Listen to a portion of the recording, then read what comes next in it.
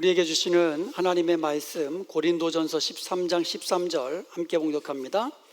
그런즉 믿음, 소망, 사랑 이 세 가지는 항상 있을 것인데 그 중에 제일은 사랑이라. 아멘. 2014년을 시작하면서 우리 교회를 하나님께서 얼마나 사랑하시는지 또 부흥성회를 허락하신 하나님께 감사드리고요. 이번 성회를 통해서 우리 교회가 믿음과 소망과 사랑이 넘치는 주님이 기뻐하시는 복된 교회 또 복된 성도가 되시기를 주님의 이름으로 축원드립니다. 자, 우리에게 항상 있어야 될 것이 이제 세 가지가 있는데 그 중에 첫 번째가 믿음입니다. 히브리서 11장에 보면 믿음으로 승리한 사람들의 이름들이 쭉 나열되어 있어요. 믿음으로 승리하고 믿음으로 불가능한 것을 가능케 하시고 형통한 삶을 살았던 믿음의 선조들의 이름이 쭉 나열되어 있어요. 그런데 반대로 믿음을 지키기 위해서 고난과 핍박을 받고 순교의 자리로 들어간 그와 같은 선조들, 믿음의 선조들도 있다라는 거죠. 그러니까 믿음으로 형통하고 믿음으로 모든 것이 뜻대로 잘 되는 그러한 삶을 산 사람도 있는가 하면 고난의 자리에서 믿음을 지키며 순교한 사람들도 있다라는 거죠. 그것도 비참하게 톱으로 켜 죽는다든지 불에 타 죽는다든지 이런 끔찍하게 죽임을 당한 성도들도 있다라는 겁니다. 그런데 중요한 것은 그 모든 사람들이 다 믿음으로 승리한 사람들이라는 거예요. 온전한 믿음을 끝까지 지켜서 승리한 사람들, 하나님 앞에 영광스러운 면류관을 받는 믿음의 사람들이었다는 것이 중요한 것입니다. 그러므로 우리도 하나님이 심으신 곳에서 또 하나님께서 맡겨주신 사명을 위해서 끝까지 온전한 믿음으로 충성하는 복된 저와 여러분 되시기를 주님의 이름으로 축원드립니다. 자, 두 번째로 항상 있을 것이 소망입니다. 사도 바울은요 3000층 하늘을 본 사람이에요. 그러니까 천국을 본 사람입니다. 그래서 천국을 보고 나서 얼마나 천국이 영광스럽고 빛나고 아름다운지 당장 천국 가고 싶다 그랬어요. 당장 천국 가고 싶다. 이게 무슨 뜻이에요? 지금 죽어서 지금 천국 가고 싶다라는 뜻이에요. 천국이 얼마나 좋은지.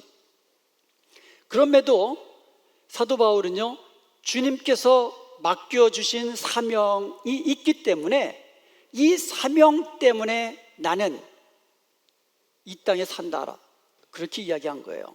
그래서 사도 바울은요 천국 소망을 가지고 이 땅에서 맡겨진 사명 충성스럽게 죽기까지 충성하다가 달려갈 길을 다 달려가고 우리 하나님 앞에 나아갈 수 있었던 것입니다.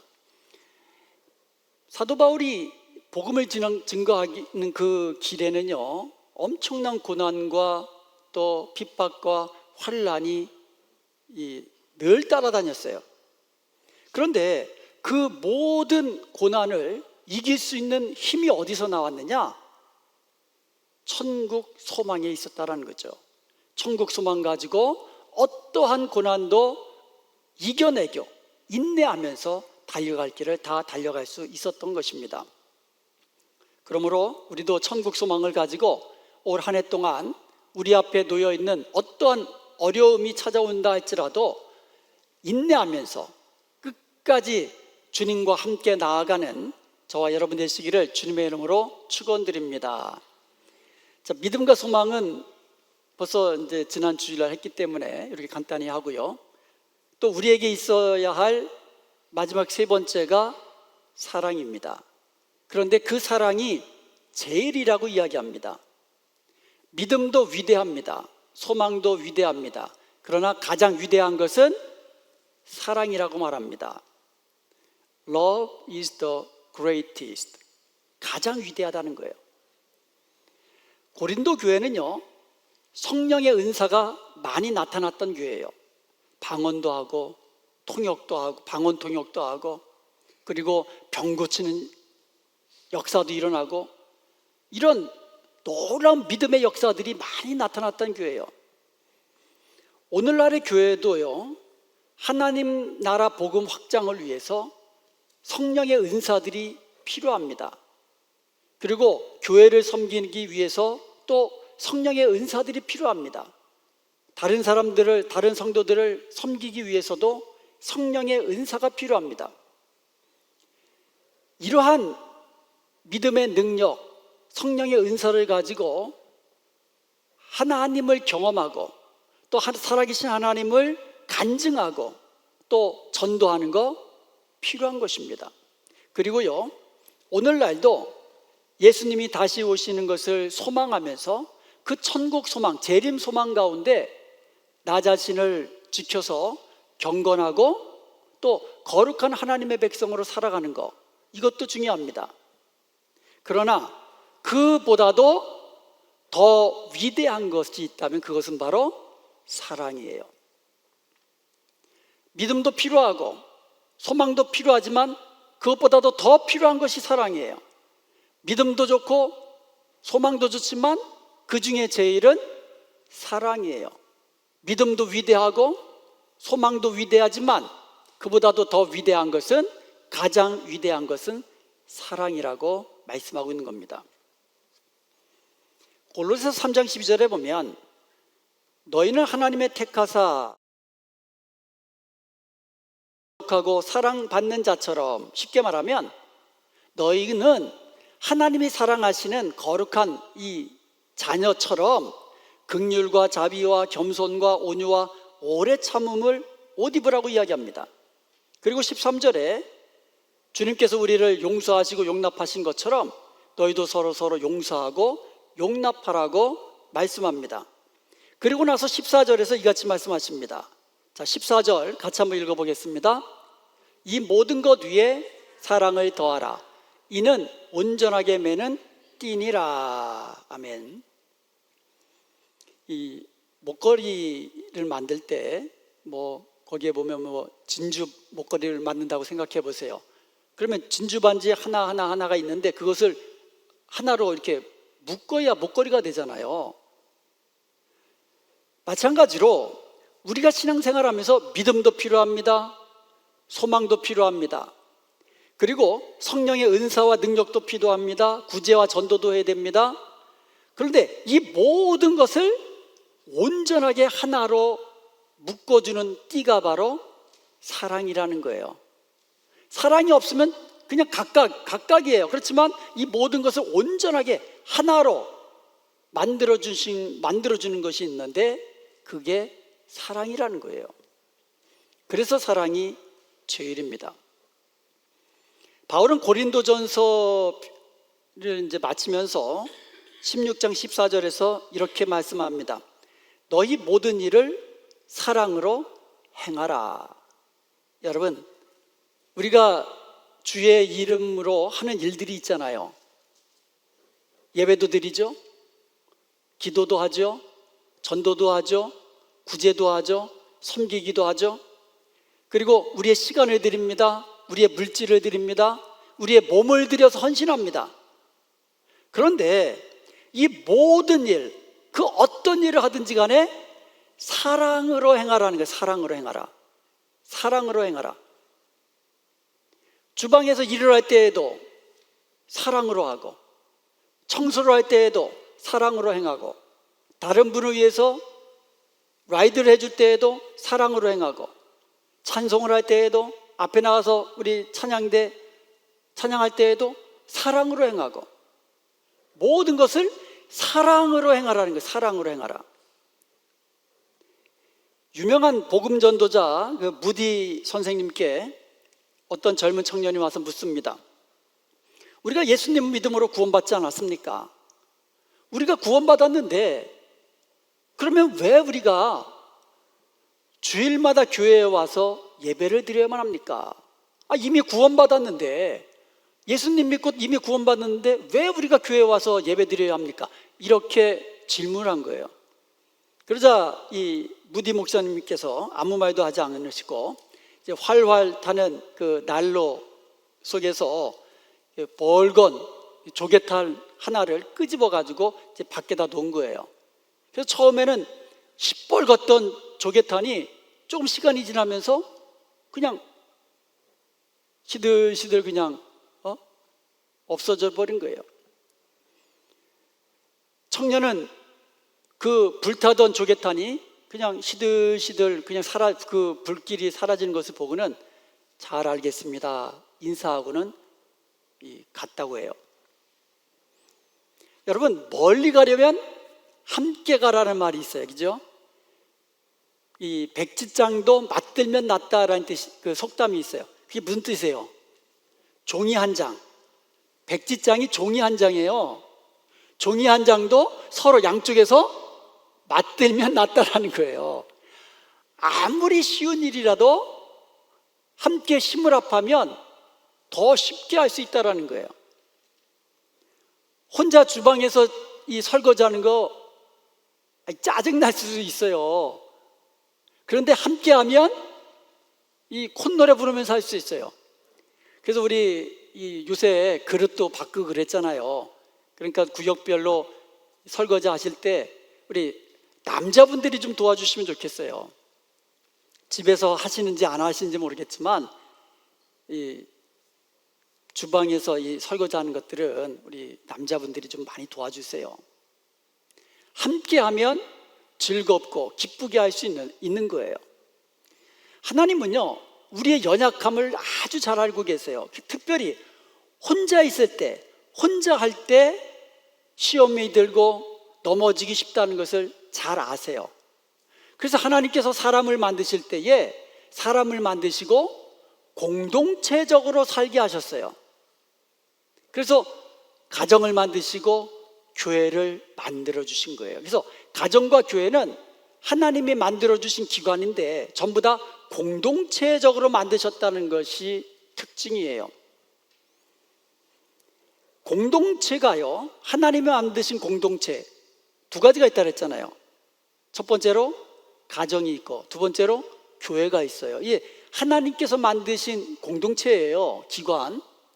그런데 이 하나님이 만드신 이 공동체가 하나 되는 공동체가 되고요, 행복한 공동체가 되기 위해서 가장 필요한 것이 바로 사랑이에요. 그래서 가정에 사랑이 없으면 그야말로 안고 없는 찐빵 되는 거죠. 교회에 사랑이 없으면 그야말로. 그러므로 공동체, 하나님이 만드신 공동체가 하나님이 기뻐하시는 행복한 그런 공동체가 되기 위해서 사랑이 중요한 것입니다. 사랑은요, The Great Commandment, 주님의 지상 가장 위대한 그런 계명이라고 하잖아요. 그래서 우리는요, 마음을 다하고 뜻을 다하고 성품을 다하여서 우리 주 하나님을 사랑하며 섬겨야 하는 거예요. 그리고 동시에 하나님이 우리를 사랑하신 것처럼 우리가 서로 사랑해야 하는 것입니다. 이게 하나님께서 우리에게 명하신 명령이에요. 그래서 사랑은요, 명령이에요. 명령이에요. 사랑은 해도 되고 안 해도 되가 아니에요. 서로 사랑하는 것은 하나님의 명령이에요. 하나님을 사랑하며 섬기는 것은 하나님의 명령이에요. 우리를 위한 하나님의 명령이에요. 왜요? 우리가 서로 사랑하면 내가 속한 우리 가정이 행복한 가정이 되고 우리가 속한 교회가 행복한 교회가 되기 때문에 그래요. 그래서 하나님은 우리에게 서로 사랑하라고 말씀하고 있는 겁니다. 로마서 5장 8절에 보면은요, 그리스도 예수의 죽으심으로 말미암아 하나님이 우리에 대한 그 사랑을 확증하셨다 그랬어요. 하나님은요, 우리를 위하여 독생자를 아낌없이 내어주심으로써 하나님이 우리를 얼마나 사랑하시는지 확증해 주신 거예요. 보여주신 거예요. 예수님도 마찬가지예요. 예수님이 우리를 얼마나 사랑하시는지 우리 죄를 속량하시고 우리를 죄에서 구원하시기 위하여 십자가의 죽으심으로 우리에 대한 당신의 사랑을 확증해 보이신 거예요. 사도 바울도 마찬가지예요. 사도 바울이 주님의 그 사랑을 본받아서 그 사도 바울이 개척한 그 교회들, 그 성도들을 사랑으로 섬기고 수고하고 애씀으로써 이 성도들을 얼마나 사랑하는지 확증해 보여주었어요. 그래서요, 사랑이라는 것은 보여지는 거예요. 사랑은요, 실천적인 거예요. 아주 구체적으로 삶 속에서 아주 구체적으로 나타나 보여줄 수 있는 것이 사랑이에요. 사도 바울은요, 데살로니가전서 2장 8절에서 놀라운 말을 합니다. 데살로니가전서 2장 8절에 보면 우리가 이같이 너희를 사모하여 하나님의 복음뿐 아니라 우리의 목숨까지도 너희에게 주기를 기뻐함은 너희가 우리의 사랑하는 자 됨이라. 사도 바울이요, 말로 복음을 전할 뿐만 아니라 그러니까 성도들을 위해서 목숨까지도 아끼지 않았다는 거예요. 왜 그렇습니까? 사랑했기 때문에. 사랑하기 때문에 복음을 전한 것이고, 사랑하기 때문에 말씀을 가르친 것이고, 사랑하기 때문에 목숨도 아까워하지 아니하고 그렇게 수고한 거예요. 그래서 사도 바울은요, 데살로니가 성도들을 사랑하기 때문에 그들을 위하여 자기 생명까지도 기꺼이 줄 수 있다라고 고백합니다. 이어서 9절에서 형제들아 우리의 수고와 애쓴 것을 너희가 기억하리니라고 말합니다. 데살로니가 교회 성도들을 사랑해서 목숨까지도 아까워하지 않았을 뿐만 아니라 사랑으로 수고하고 애를 썼는데 그것을 너희들이 다 알고 있지 않느냐, 그렇게 이야기한 거예요. 그래서 사도 바울은요, 이 사랑이 있기 때문에 수고했고, 사랑이 있기 때문에 애를 썼고, 사랑이 있었기 때문에 희생했고, 사랑이 있었기 때문에 자기 목숨을 조금도 아까워하지 않았다라는 거예요. 요한일서 4장 11절에서 이렇게 이야기합니다. 사랑하는 자들아, 하나님이 이같이 우리를 사랑하였은즉 우리가 서로 사랑하는 것이 마땅하도다. 마땅하다. 반드시 우리도 서로 사랑해야 한다는 것이에요. 우리도 예수님처럼 바울처럼 하나님이 우리를 사랑하신 그 사랑으로, 주님께서 우리에게 보여주신 그 사랑으로 서로 사랑하는 것이 마땅한 것을 기억하시기 바랍니다. 반드시 그렇게 해야 된다는 거예요. 명령이에요. 요한일서 3장 18절에 보면 자녀들아 우리가 말과 혀로만 사랑하지 말고 행함과 진실함으로 하자라고 이야기합니다. 여러분, 사랑한다고 말하는 거 굉장히 중요합니다. 굉장히 중요해요. 요즘은 제가 그렇게 별로 안 하지만 좀 제법 지금보다 좀 젊었을 때, 한 40대 이런 때, 30대 그럴 때 집사람하고 좀 토닥토닥 싸우잖아요. 그러면 집사람이 좀 삐칠 거 아니에요. 그러면 어떻게 풀어준지 알아요? 당신 나 사랑해 안 사랑해? 사랑해 안 사랑해? 이렇게 물어본 거예요. 화났어 안 났어? 그러면 화났다를 거 아니에요. 사랑해 안 사랑해? 그러면 그거 안 사랑한다고 얘기할 수는 없잖아요. 그럼 얘기를 안 해요. 그러면 계속 묻죠. 사랑해 그러죠. 그럼 끝난 거예요. 사랑한다고 얘기해놓고 또 계속 화를 내기는 좀 그렇잖아요. 자기도. 제가 말하는 것이 뭐냐면 이 말로 사랑한다고 얘기하는 게 이게 중요하다는 거예요. 그래서 미국 사람들은 아침 저녁으로 이렇게 부부가 사랑한다고 고백하잖아요. 하는지 안 하는지 제가 모르겠지만 그렇게 안 하면 또 그것도 이혼 사유가 된다 그러잖아요. 하여간 사랑한다고 말하는 게 굉장히 중요해요. 그래서 우리가 예배 때에 주님의 이름으로 서로 사랑합니다라고 이야기하는 게 중요한 거예요. 입술로 고백하는 것이 굉장히 중요한 겁니다. 그런데요, 말로 하는 것도 중요하지만 행함과 진실함으로 사랑하라고 이야기하고 있어요. 사랑은 말로만 하는 게 아니라는 거죠. 행함과 진실함으로 하는 거예요. 진실한 마음으로 행하는 것이라는 거예요. 보여지는 거라는 거예요. 보여지는 거라고요. 사랑은 실천하며 하는 거예요. 로마서 12장 10절에 보면 형제를 사랑하여 서로 우애하고 존경하기를 서로 먼저 하며, 사랑하면서 좀 우애를, 형제 간에도 우애가 있어야 되잖아요. 그러니까 성도 간에도 우애가 있어야 되는 거예요.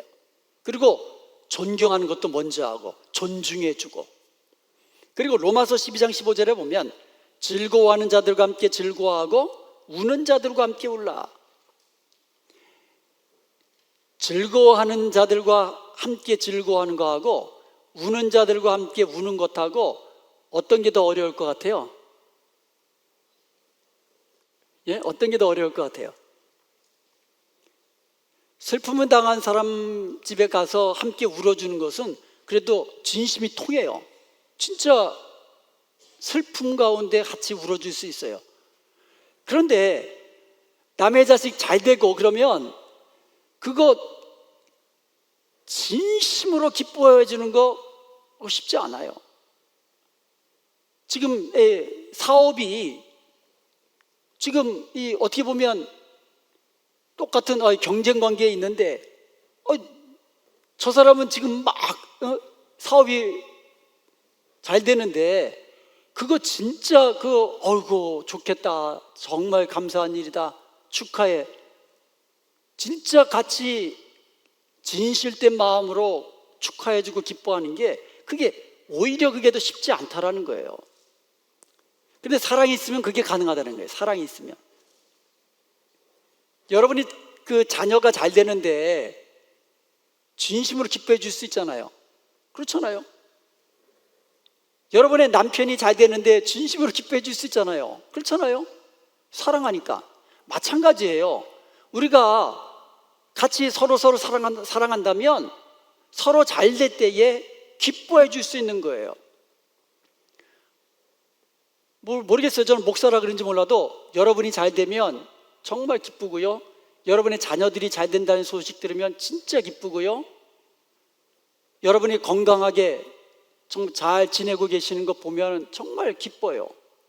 그런데 이게 서로 그런 마음을 품는 거예요. 이게 사랑이라는 거예요. 베드로전서 4장 8절에 보면 무엇보다도 열심으로 서로 사랑할지니, 사랑도 어떻게 하라고요? 열심으로. 그래서 우리가 사랑 앞에는 뜨겁게라는 말을 많이 붙이잖아요. 뜨거운 사랑, 뜨겁게 사랑하는 거죠. 그런데 뜨거운 사랑이 어떤 모습으로 표현되냐면 사랑은 허다한 죄를 덮느니라. 한 번 죄가 아니고 허다한 죄, 많은 죄가 아무리 많아도 사랑이 그것을 감싸준다라는 거예요. 우리가 서로 사랑하면 다른 사람을 허물을 덮어줄 수 있고 서로의 상처를 싸매줄 수 있고 서로 넘어진 자들을 일으켜 세워줄 수 있다라는 거죠. 사랑이에요. 그게 사랑이에요. 이처럼 우리가요, 입으로만 사랑하지 말고 우리의 삶 속에서 열심으로 사랑을 실천하며 확증해 보여야 되는 거죠. 그래서 사랑이 제일이라는 거예요. 믿음이 아무리 좋다 그래도요, 이 잘못하면은요, 내 믿음 좋은 것 때문에 다른 믿음 약한 사람들을 오히려 이렇게 깔볼 수가 있어요. 아유, 믿음이 고픈이 안 되냐, 이런 마음 들 수도 있어요. 그러면 이거는 공동체를 오히려 하나로 묶는 게 아니라 깨트릴 수 있는 거예요. 그렇지만 사랑은 그게 아니잖아요. 사랑은 좀 허물이 있어도 좀 감싸주고 품어주고 용납하고 용서하고, 이게 사랑이거든요. 그러니까 사랑이 있으면 공동체를 하나로 묶어줄 수 있다는 거죠. 제 생각엔 그래서 사랑이 가장 위대하다고 말씀하지 않았는가 싶기도 해요. 사랑이 있을 때 공동체를 하나로 묶어주거든요. 행복하게 만들어주거든요. 그래서 히브리서 10장 24절에 보면 서로 돌아보아 사랑과 선행을 격려하자라고 이야기합니다. 사랑과 선행을 격려하라. 사랑을 구체적으로 표현하는 것이 선행으로 나타난다는 뜻이에요. 그러니까 사랑하는 자에게 악한 것을 행치 않는 거예요. 왜요? 사랑을 표현하는 것은 뭐로 나타난다고요? 선행으로. 선행 그러면 good works예요. 좋은 일들이에요. 그러니까 그 사람에게 좋은 것으로 보여주는 거죠. 사랑이 있으면 구체적인 삶 속에서. 어떤 분들은요, 사랑의 말로 표현합니다. 내 사랑을. 그리고 위로하고 격려하는 것으로 표현합니다. 그리고 어떤 분들은요, 물질로 격려해 줄 수 있어요. 그리고 어떤 분들은 찾아가서 신방해서, 그리고 어떤 분들은 편지를 써서, 또 어떤 분들은 기도로 사랑을 표현하고 격려할 수 있습니다. 요즘 같으면은 이 스마트폰으로 뭐 이메일을 띄운다든가 카톡을 띄운다든가 또 텍스트 메시지를 통해서 우리는 이 서로 사랑을 표현하면서 격려할 수 있어요. 얼마든지. 이러한 것이 실천적인 사랑이에요. 그러니까 사랑을 품고 있으면 그 사랑은 밖으로 나타나게 돼 있어요. 온기로, 뜨뜻함으로, 따뜻함으로 밖으로 나갈 수 있다는 거죠. 그래서 공동체를 따뜻하게 만들고, 공동체를 부드럽게 만들고, 공동체를 하나로 묶어주는 것이 사랑이에요. 그래서 사랑이 제일이에요. 작년 12월 31일, 벌써 작년이에요. 몇 주 안 지났지만 벌써 오래된 것 같기도 해요. 벌써 작년 12월 31일이 주일이었어요. 그래서 11시에 오전 예배를 드렸죠. 주일 예배를 드리고 또 4시에 송년 예배를 드렸어요. 이제 송년 예배를 드리고 이제 성도님들 나오면서 이제 인사를 하는데 어떤 한 분이 이런 말씀하셨어요. 목사님, 오늘 제가요 인생 설교를 들었습니다. 그래요. 인생 설교가 뭐예요? 제가 지금까지 살아오면서 최고의 설교를 오늘 들었습니다. 그걸 얘기하시는 거예요. 그래서 제가 속으로 이렇게 생각했어요. 저는 인생 최고의 격려를 받았습니다. 최고의 격려 아닙니까? 목사에 있어서 오늘 설교가 지금까지 들어온 설교 중에 최고였습니다. 그런 얘기를 저에게 하시는데 그 얘기는 저로 말하면 지금까지 들었던 어떠한 격려보다도 최고의 격려를 들은 거예요. 사도 바울도요, 다른 성도들에게 격려받기를 원했고 또 다른 성도들로부터 격려가 필요했다고 고백합니다. 사도 바울도요. 그러니까 저도 격려가 필요한 거예요. 여러분들도 격려가 필요한 거예요. 서로 격려가 필요한 거예요. 그러니까 사랑과 선행을 격려하라고 이야기하지 않습니까? 로마서 1장 11절과 12절에 보면 내가 너희 보기를 간절히 원하는 것은, 사도 바울이 로마에 있는 교회 성도들을 간절히 보기를 원했어요. 그 이유가 뭐냐면 너희와 나의 믿음으로 말미암아 피차 안위함을 얻으려 함이라. 서로 보고 서로 격려의 말을 주고받음으로써 피차의 안위함을 얻기 위함이다 라고 사도 바울도 그렇게 고백을 했어요. 한두 마디 건네는 격려의 말이 서로에게 안위함을 줄 수 있다는 거죠. 미국에 한 소년이 있었는데요, 얼마나 개구쟁인지 부모님들의 걱정거리였어요. 그런데 어느 날 어떤 할머니가 그 소년의 그 어깨를 이렇게 감싸면서 이런 이야기를 해줬어요. 얘야, 너는 성격이 쾌활하고 말도 잘하니까 좋은 설교자가 될 수 있을 거야. 그러면 많은 사람들에게 영향을 끼치는 사람이 될 수 있을 거야. 이 말을 해준 거예요. 격려의 말을 해준 거예요. 이 개구장이한테. 제가 좋게 말해서 개구장이고 나쁘게 말하면 말썽쟁이 이렇게 되는 거죠. 말썽꾸러기 이렇게 되는 거죠. 근데 이 소년이 그 할머니의 그 말을 귀담아 듣고 마음에 품은 거예요. 그래서 나는 좋은 설교자가 될 거야. 그리고 나서 그 소년이 그렇게 그것을 마음에 두고 성장해가지고 결국은요, 미국과 전 세계에서 수많은 사람들을 주님께로 인도한 위대한 설교자가 되었어요. 그 사람이 바로 빌리 그레암 목사님이었어요. 그러니까 이 한마디의 격려의 말이 한 사람의 인생을 바꿨고, 그로 인해서 수많은 사람들이 주님께로 돌아와 구원을 얻는 놀라운 역사가 일어난 거예요. 그 한마디 격려의 말이. 교회는요, 다른 사람의 그 약점을 들춰내고 다른 사람들의 그 상처를 막 쑤셔대고, 그리고 연약한 사람들을 비판하고 정죄하는 것이 아닙니다. 남의 실수를 도마 위에 올려놓고 이리저리 그냥 재단하는 그런 것이 아니에요.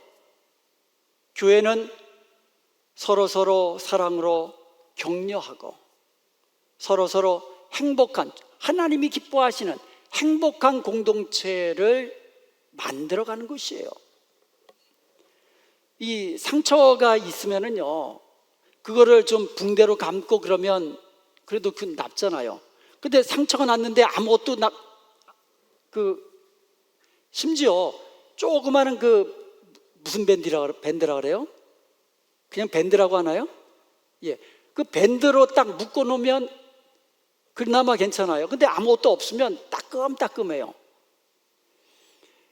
그래서 이 상처난 것도요, 그냥 놔두면 이 바람 불고 막 그러면은 이게 아파요. 그렇지만 그것을 잘 감싸주면 그나마 괜찮습니다. 이 사랑으로 좀 감싸주고 상처난 것도 좀 보듬어주고, 그러면 그것이 이 사랑의 표현이라는 거예요. 거기서 사랑을 느끼는 거예요. 내가 사랑받고 있구나. 이 교회는 사랑이 많은 교회구나. 이게 느껴져야 되는 거예요. 느껴져야 되는 거예요. 우리들 가운데서 느껴지고 새로운 사람들에게도 그게 느껴지는 거예요. 느껴지는 거예요. 누군가를 격려하고 위로하는 한마디 말이 한 영혼을 살릴 수 있다는 것을 기억하고, 우리 교회는 서로 사랑과 선행을 격려하는 복된 교회 되기를 주님의 이름으로 축복합니다. 사랑과 선행을 격려하기 위해서는 서로 돌아보라고 이야기합니다. 서로 돌아보라고. 여기서 서로 돌아보라는 말은 진실된 마음으로 서로에게 관심을 좀 가지라는 거예요. 관심을 가지는데 진실된 마음으로 한번 돌아보면서 관심을 가지라는 거예요. 그래도 우리 교회가 그래도 많이 그런 면에서 많이 좋아졌어요. 서로 돌아보고, 또 교회에 주일에 좀 빠진 사람이 있으면 서로 돌아보고 연락도 하고, 또 무슨 일이 있었는가, 이런 것들이 옛날보다 좀 더 좋아진 것 같아요. 제 생각인지는 몰라도. 돌아보라는 거예요. 돌아보라는 거예요. 돌아봐야 그 사람이 어떤 형편이 있는가를 알아야 사랑과 선행으로 격려할 수 있잖아요. 그래서 사랑과 선행을 격려하기 위해서라도 서로 돌아봐야 되는 거예요. 사랑으로 섬기기 위해서라도 서로 돌아봐야 되는 거예요. 무엇이 필요한지, 왜 어떤 면에서 연약한 가운데 있는지, 무엇 때문에 우울하고 슬픈지, 그것을 알아야 사랑으로 섬기고 격려할 수 있는 거 아닙니까? 그래서 서로 돌아보라는 거예요. 그리고 사랑과 선행을 격려하기 위해서는요, 성령으로 충만해야 돼요. 성령님은 보혜사세요. 보혜사. 이 보혜사라는 말은 옆에서 도와주는 그런 사람을 말하는 거거든요. 그러니까 이제 변호사처럼, 그리고 상담가처럼.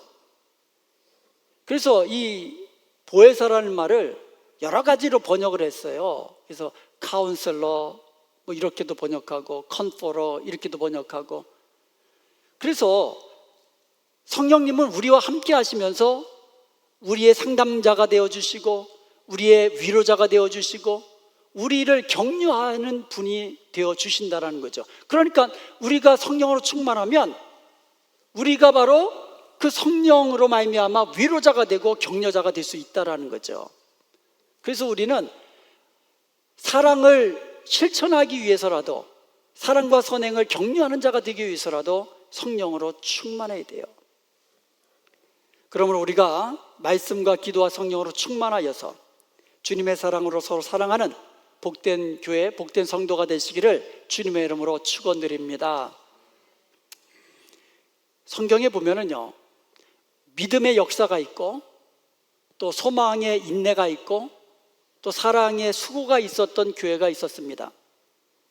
데살로니가 교회가 바로 그런 교회였잖아요.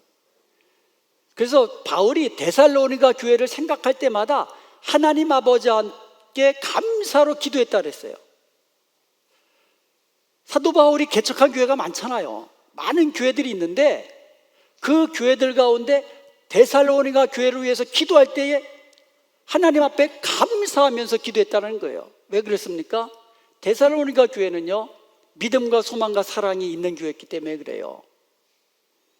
자, 그런데 데살로니가 교회는 어떤 교회였는가? 놀랍게도요, 사도 바울이 데살로니가 교회에 가지고 복음을 전한, 그리고 말씀을 가르쳤던 그 기간이 아주 짧았어요. 몇 달, 몇 년이 아니고 그냥 몇 주뿐이 안 됐어요. 사도 바울이요, 데살로니가 이 지역에 가가지고 안식일에 이제 회당에 찾아가가지고 복음을 전하고 가르칩니다. 그런데 그 말씀을 들은 사람들 가운데 경건한 헬라인의 그 귀부인들과 그리고 큰 그 무리들이 바울과 실라를 따랐다 그랬어요. 그러다가 유대인들이 그것을 시기해가지고 좀 이 안 좋은 불량배들, 그 마을에 사는 불량배들을 막 부추겨가지고 막 핍박을 합니다. 난동을 일으킵니다. 그래서 바울과 실라가요, 그 난동을 피해가지고 밤중에 데살로니가 지역을 빠져나옵니다. 그리고 나서 그 옆에 있는 베레아 지역으로 가서 거기서 복음을 전합니다. 그 기간이요, 몇 주뿐이 안 돼, 몇 주. 데살로니가에서 복음을 전했던, 복음을 가르쳤던 기간이 짧았음에도 불구하고 데살로니가 교회의 성도들, 그렇게 해서 교회가 설립되어서 그 교회 성도들이 믿음과 소망과 사랑이 있는 교회가 됐다는 것이 참 놀라운 거예요. 그러니까 믿음과 소망과 사랑은요, 역사가 오래됐다고 해서 저절로 있는 게 아니에요. 우리 교회가 올해 40년입니다.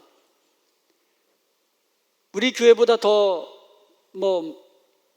그 역사가 오래된 교회도 있겠고, 또 설립된 지 얼마 안 되는 교회가 있을 겁니다. 그런데 그 얼마 되었느냐가 중요한 게 아니에요. 그 교회가 말씀을 듣고 그 말씀대로 순종해서 믿음으로 일하고, 또 소망 가운데 인내하고 사랑으로 수고하며 애쓰는 교회가 되는 것은 바로 그 교회가 몇 년 됐느냐에 달려있지 않다라는 거예요. 하나님의 말씀을 듣고 순종하느냐 안 하느냐에 달려있다라는 거예요. 데살로니가 교회는요, 하나님의 말씀을 들을 때에 하나님의 말씀으로 들었어요. 사람의 말로 받지 아니하고. 사도 바울이 복음을 증거합니다. 하나님의 말씀을 가르칩니다. 그 말씀을 사람의 말로 들은 것이 아니라 하나님의 말씀으로 들었다라는 거예요. 그러자 그 큰 능력과 성령의 역사가 나타나기 시작한 거예요. 그래서 그들이요, 말씀을 받을 때에 하나님의 말씀을 받고, 그리고 성령의 능력과 큰 확신 가운데 믿음과 소망과 사랑이 있는 교회가 되었다라는 거예요. 그래서 그들은요, 믿음으로 일했고, 또 소망 가운데 어려움 속에서도 인내했고, 사랑으로 수고하며 섬겼습니다. 그래서 이 믿음과 소망과 사랑의 그 소문이 각처에 퍼졌다 그랬어요. 각처에. 그래서 소문난 교회가 됐어요. 우리가 성경 읽을 때에 이것은 하나님의 말씀으로 읽어야 되는 거예요. 우리가 설교를 들을 때에도, 말씀을 들을 때에도 하나님이 지금 나에게 주시는 말씀으로 받아야 하는 거예요. 그때 그 말씀이 능력이 되고 성령께서 주시는 확신의 말씀이 되는 거예요.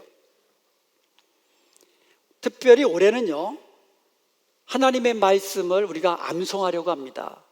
매주 한 구절씩. 그러면 52주면 올 1년 동안에는 52개의 성경을 암송하게 됩니다. 그런데 이 52개의 성경을 암송하기 위해서는 매일 암송해야 돼요. 매일 암송해야 돼요. 여러분이 처음에는 지금 뭐 2개니까 뭐 쉽잖아요. 3개가 4개 되고 5개 되고 10개 되고 20개 되고 50개 되고 그러면 그거를 쭉 암송하려면 어떻게 해야 돼요? 매일 암송해야 돼. 매일. 복 있는 사람은 어떤 사람이에요? 주야로 하나님의 말씀을 묵상하는 자예요. 올 1년이 여러분은 복 있는 자로 살아갈 수 있다는 거예요. 하나님의 말씀을 주야로 묵상하고 암송하고 우리의 마음속에 새겨두기만 하면 그 말씀이 여러분의 삶을 이끌어 주시는 거예요. 그 말씀이 고난 중에 여러분을 일으켜 세우는 하나님의 음성이 되는 거예요. 그래서 하나님의 말씀을 마음에 새기는 것이, 암송하는 것이 이렇게 중요한 겁니다. 여러분, 2024년도 이제 시작됐잖아요. 그런데 2024년도에 아무 어려움이 없는 아주 평탄하고 형통한 그런 길만 있을 것 같아요, 여러분. 올해도 어려운 일이 있을 거예요. 올해도 또 몸이 아플 수도 있는 거예요. 올해도 뭐 사고 날 수 있는 거예요. 올해도 우리가 승리의 삶을 사는 데 있어서 결코 만만치 않은 일들이 있을 겁니다. 그렇지만 우리는 온전한 믿음으로 어떠한 어려움도 극복하고 승리의 삶을 살 수가 있는 겁니다. 온전한 믿음이 있을 때, 우리가 소망 가운데 살아갈 때에 우리 앞에 어떠한 어려운 문제가 찾아온다 할지라도 우리는 인내로서 이겨나갈 수가 있는 거예요. 그리고 우리가 서로 돌아보면서 사랑과 선행을 격려하며 살아갈 때에 우리가 있는 가정과 우리 교회가 하나님이 기뻐하시는 행복한 공동체가 될 것입니다.